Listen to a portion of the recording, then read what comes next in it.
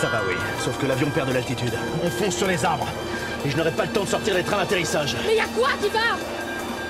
Ce qui va, c'est que je suis là.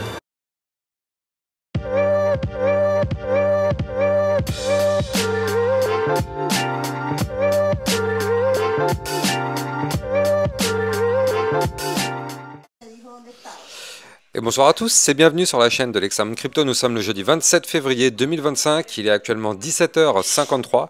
On va faire un point en cette fin de journée sur la situation du Bitcoin qui reste toujours préoccupante, même si pour le moment on a l'air d'avoir mis en stand-by la chute. On va regarder tout ça en détail. C'est un flash spécial, on s'installe confortablement et on démarre sur le Bitcoin. Mais avant, je rappelle bien sûr que tout ce que je vais dire n'est en aucun cas un conseil financier. C'est à vous de faire vos propres recherches et n'oubliez pas que le trading de crypto comporte des risques de perte partielle ou majeure. Alors on démarre, comme c'est un flash spécial, du coup on va pas regarder la partie des news, ça on le fait le matin en général. Et donc là du coup sur ce flash spécial, on va regarder directement ce que nous fait le Bitcoin, parce que là pour l'instant, souvenez-vous, on avait un petit support à 85 016 $. On a réussi, donc vous le voyez un peu plus tôt entre hier et ce matin, on a réussi à récupérer donc cette résistance qui s'est transformée en support. Et donc là, on a réussi à stagner un petit peu au-dessus, ce qui était quand même une très très bonne nouvelle.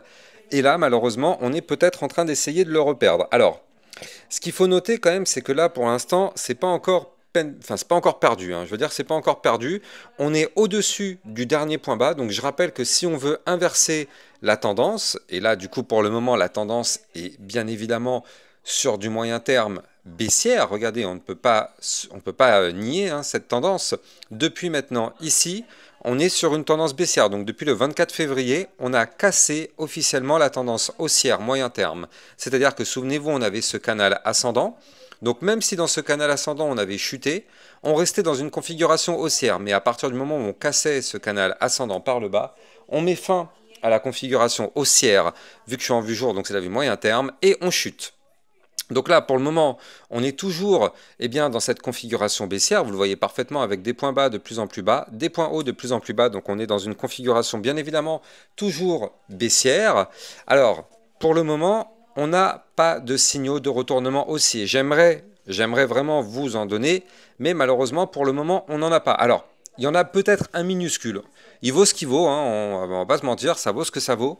Mais en vue plutôt court terme, ici on a un momentum MACD qui est à deux doigts de cross-bull. Donc c'est-à-dire que là, vous le voyez, on a un momentum bear qui dure depuis maintenant le 21 février, là, un momentum assez violent.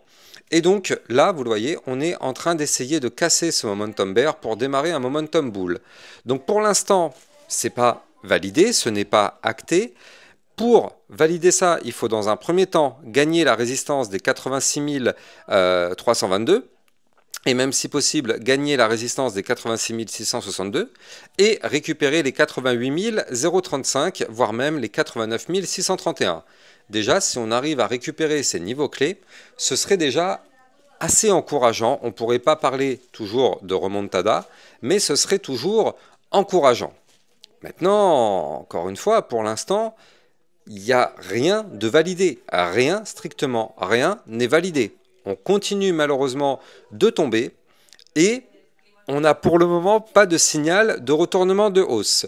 Alors, on pourrait peut-être en avoir un si on arrive à valider ici le petit double bottom, mais pour l'instant, comme vous pouvez le voir, on n'y arrive pas. Regardez, là, le Bitcoin avait fait une feinte d'en faire un aussi, double bottom. Vous le voyez, on avait fait le premier creux. Il nous manquait le deuxième creux, mais on ne l'a pas eu. Donc là, on a le premier creux. Est-ce qu'on va avoir le deuxième creux comme ceci pour faire le double bottom? Mystère. En tout cas, si c'est le cas, effectivement, ça validerait le fait qu'on pourrait remonter. Si malheureusement on casse le dernier point bas, vous l'avez compris, on va bien évidemment continuer la phase baissière. Et ça, ce serait pour aller chercher les supports, donc les 81 533, les 79 669, 77 980.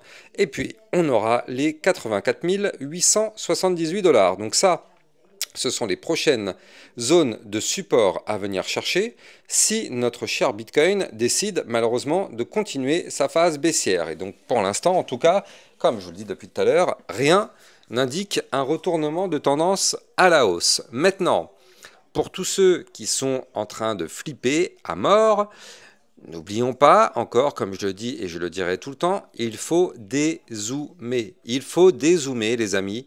Et quand on voit cette configuration, je suis en vue mensuelle actuellement, quand on voit cette configuration mensuelle, pourquoi on panique en fait? Juste, pourquoi on panique? Mettez-moi un commentaire, mais pourquoi vous paniquez quand vous voyez cette vue long terme là? Il n'y a pas à paniquer quand on voit ça. Au pire des cas, on le sait, au pire, on peut retomber à 71 500, on peut même retomber ici à 58 600, ce serait pas du tout inquiétant. Alors oui, bien sûr, si on perd les 58 600, oui, ce serait inquiétant. Mais on en est encore très très loin. Donc pourquoi on panique? Les points bas sont bien de plus en plus hauts, les points hauts sont bien de plus en plus hauts. Pourquoi on panique? Pourquoi on panique alors qu'en fait on est toujours dans une configuration long terme haussière? Pourquoi? Il n'y a pas à paniquer. Il n'y a pas à paniquer à partir du moment où on sait ce qu'on achète, on a des convictions, on n'a pas à paniquer. La tendance est toujours, en tout cas pour le moment, long terme haussière. Ça peut bien évidemment changer. Si on doit changer ça, ça veut dire qu'on casse ici les 58 667 $. Si on perd ce niveau clé, bien évidemment, on casse long terme la tendance haussière. Et là, dans ce cas-là, vous l'avez compris, on risque d'avoir malheureusement un retracement encore plus prononcé et arriver, pourquoi pas, en bear market. Mais pour le moment, nous n'y sommes clairement pas du tout. Et pour le moment, en vue long terme, aucune inquiétude. On le sait et il va falloir se préparer parce que dans un bull run, des retracements comme ce qu'on est en train de vivre là sur le Bitcoin, eh ben, il y en aura quand même beaucoup. Regardez, en réalité, on est sur un retracement depuis le top, là, regardez ça, depuis les 108 000, 109 000 $, on est sur un retracement de 24%, quasiment 25%, on arrondit à 25%. On est sur un retracement de 25%. Mais sur un bull run, c'est tout à fait normal d'avoir des retracements comme ça. C'est tout à fait normal, il n'y a pas à s'inquiéter. Il n'y a vraiment pas à s'inquiéter d'avoir des retracements de 25% quand on a connu la même année ou sur les 2 dernières années une hausse quasiment de x8. Donc on est quand même, je le rappelle, on a eu une première partie de cycle qui nous a emmené donc de 15 000 et des poussières, voilà c'était ça, c'était quand même, on est passé de 15 900 à 109 000 $. Donc on a eu un plus 600% sur le Bitcoin. Là, on est en train de pinailler parce qu'on est en train de perdre un moins 24%, alors qu'on a connu un plus 600%. Donc pourquoi paniquer? Je rappelle que sur ma chaîne YouTube, on avait lancé le DCA ici en novembre 2022, justement pour pouvoir préparer toute la phase haussière. Donc on a pu DCA tout au long de novembre, décembre, janvier et les mois à venir pour profiter de la hausse. Donc on a connu un plus 600% sur le Bitcoin.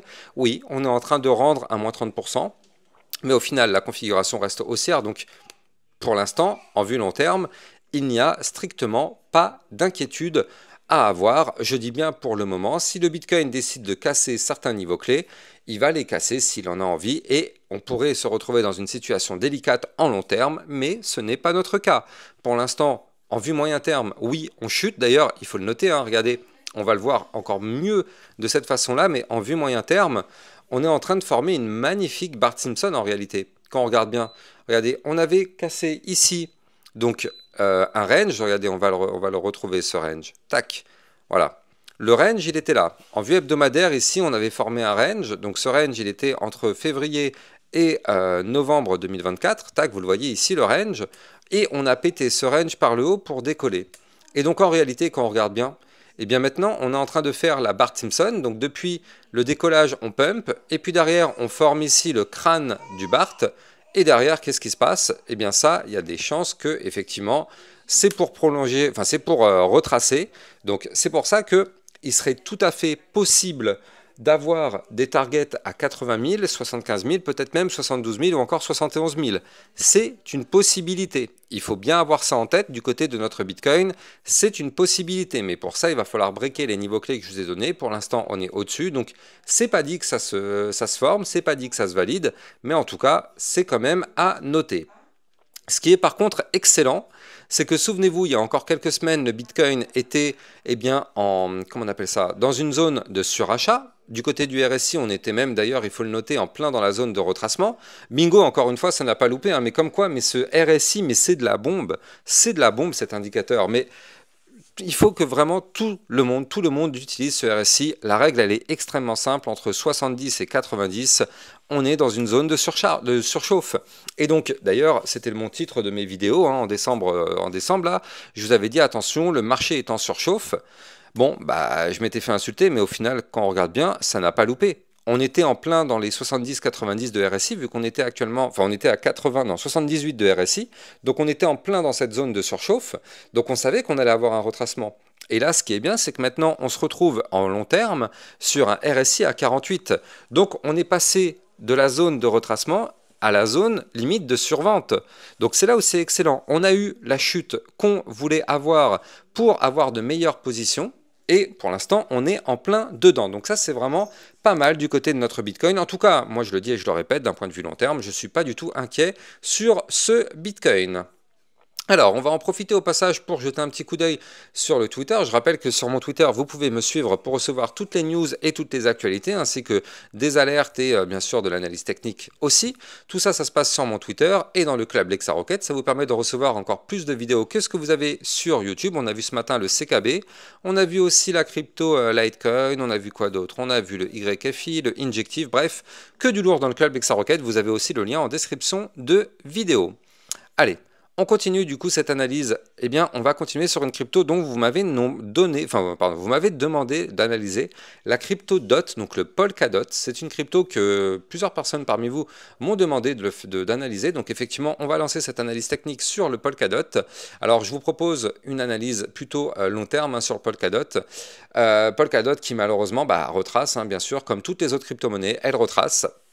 Alors cette crypto malheureusement a eu du mal, regardez, depuis le bear market et depuis la consolidation bear market depuis mai 2022, cette crypto a essayé quand même à 3 reprises, une fois ici le 4 mars, une fois le 11 mars et une autre fois le 2 décembre, de tenter la cassure de son range bear market par le haut. Et à chaque fois, ça a été soldé par des échecs. Donc du coup, qu'est-ce que ça signifie concrètement? Ça signifie que, eh bien, on a un niveau clé long terme qu'il va falloir breaker, c'est les 10,583 $.